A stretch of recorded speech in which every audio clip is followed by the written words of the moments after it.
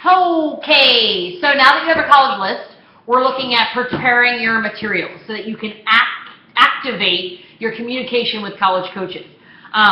Is there such thing as communicating too much? Yes, of course there is. But with a steady stream of communication and over time letting your personality sort of come out, that's what you really want to do in order to work this process. In most cases, you're trying to build a relationship with a college coach, but it's not a two-way street, so you're not going to be able to hear back from them. So you do want to make sure that you're setting yourself up to make it easy for them to access information about you, to know where and when they're going to see you next, and to make sure that they're getting sort of there is a running dialogue, even though it may be one-sided to start.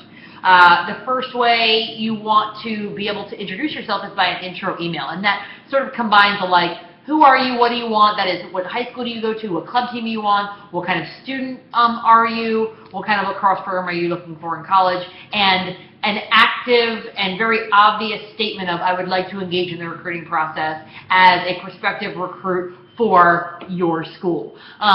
Every single solitary email, I should say, that you're sending out to any colleges, if you have 50 schools on your list, you've got to send email by email. There is no mass emailing to college coaches. It's really obvious when you do it, and it's a major turnoff. Remember, they have major volumes. You want to make it easy for them. And that's why you want to make sure that all the materials listed around on this page, in terms of you communicating with college coaches, are short and sweet. We have this little thing. It should read in less than 20 seconds, 15 seconds, 10 seconds, 5 seconds. You want to make sure that they understand, that you understand how much volume they are dealing with. I will say this until I'm blue in the face. So you've got your intro email, which goes out to the school the very first time. You can attach your transcripts to it if you want to. You can put a video in it if you want to.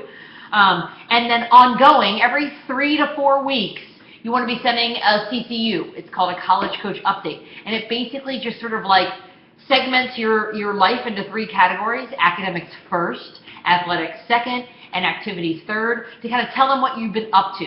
And again, this should read so quickly. I know the temptation will be to make it so long and robust. And look at me, I not only do I play the guitar, but I also do underwater basket weaving, and oh my God, the tambourine. I play the tambourine.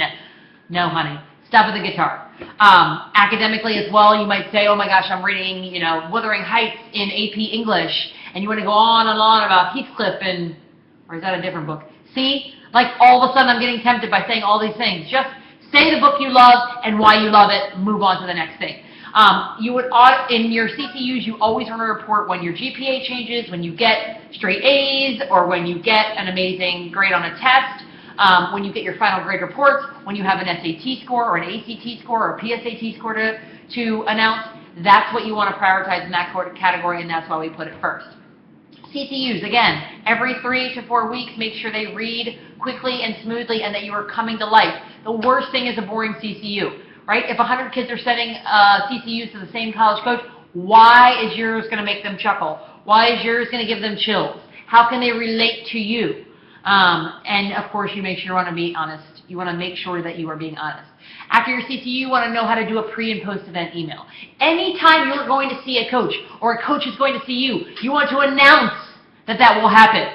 You want to then go do the thing, whatever it is, and then you want to follow up and say, that happened. This is it's a business tool, it's a professional tool, and it's really good to make sure that you're doing the follow-up and making it really easy for the coach to know where they're going to see you, remind them of it, and then again, follow up and make sure that they did see you there. This is what you were wearing, this is what you're doing, or whatever. The most common thing to announce is that you're going to be at a tournament. You want to make sure that you provide your name, obviously, your jersey number, your team. A lot of coaches will ask for your schedule, but schedules do change. So unless they ask specifically, I wouldn't include your schedule. Keep that clean and make sure your name is big, your number is big, and your team is big. Great. On top of that, communicating with coaches, of course, there's a phone call, which we will discuss, and you can see the clip on that, as well as a video. You want to make sure you're doing your video constantly, see clips on that, and then your transcripts and your testing scores. My biggest thing to make sure that you know is that you must know what you are in terms of your vitals. That is literally how they have to look at you at first. They are going to look at you academically first as numbers before they look at you on a lacrosse field. Sometimes it's the other way around, but if you don't have the academics to qualify for the school that they represent, then they cannot, and sometimes, they will not and sometimes cannot recruit you. Get your materials prepared. Work on your list. Once you have this, you can start flying through that recruiting process. You can start navigating through, and it can be really fun to find your way through it.